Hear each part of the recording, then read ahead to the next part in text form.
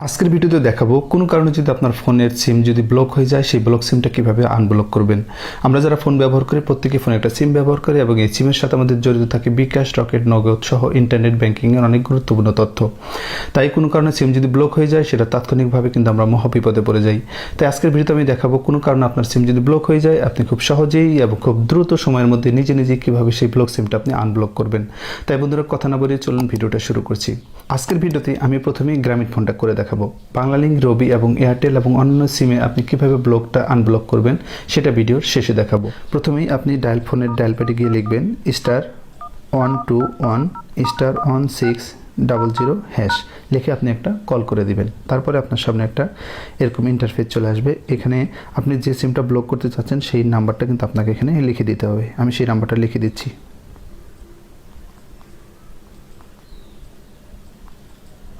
নাম্বারটা লেখার পরে আপনি একটা কল দিয়ে দিবেন বা সেন্ড করে দিবেন। তারপরে আপনি এই যে সিমটা আপনি ব্লক করতে চাচ্ছেন সেটা যে এনআইডি দিয়ে আপনি রেজিস্ট্রেশন করেছেন সেই এনআইডি নাম্বারটা আপনাকে দিয়ে দিতে হবে। আমি সেই এনআইডি নাম্বারটাও এখানে দিয়ে দিচ্ছি।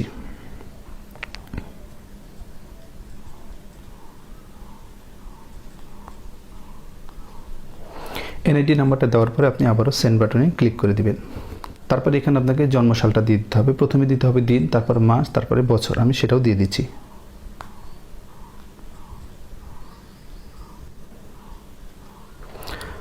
জন্মসালটা দেওয়ার পরে আবার আপনি সেন্ড বাটনে ক্লিক করে দেবেন। তারপরে আপনার সামনে একটা মেসেজ চলে আসবে এবং এই মেসেজের মাধ্যমে আপনাকে একটা পাসওয়ার্ড নাম্বার দেওয়া হবে এবং যে পাসওয়ার্ড নাম্বারটা দিয়ে আপনি এই আনব্লক সিমটাকে আপনি ব্লক করে দিতে পারবেন। অলরেডি মেসেজটা চলে এসেছে। মেসেজটা আপনাদের আমি ওপেন করে দেখাচ্ছি। এখানে একটা পাসওয়ার্ড নাম্বার দেওয়া আছে। এই পাসওয়ার্ড নাম্বার ব্যবহার করে কিন্তু আপনি এই ব্লক সিমটা আপনি আনব্লক করতে পারবেন।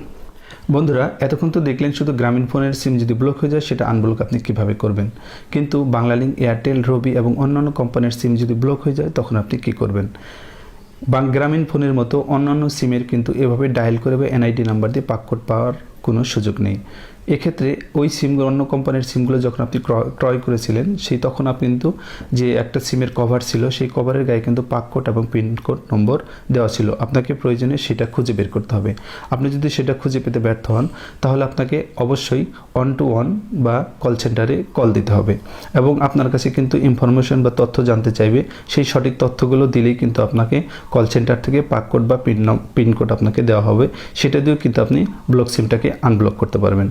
বন্ধুরা, আশা করছি আজকের ভিডিওটা আপনাদের ভালো লেগেছে এবং আপনাদের উপকার আসবে। যদি ভিডিওটা ভালো লেগে থাকে আমার চ্যানেলটি অবশ্যই সাবস্ক্রাইব করে দিবেন এবং ভিডিওটি অন্যদের সাথে শেয়ার করে দিবেন। ভালো থাকবেন সবাই। আল্লাহ হাফেজ।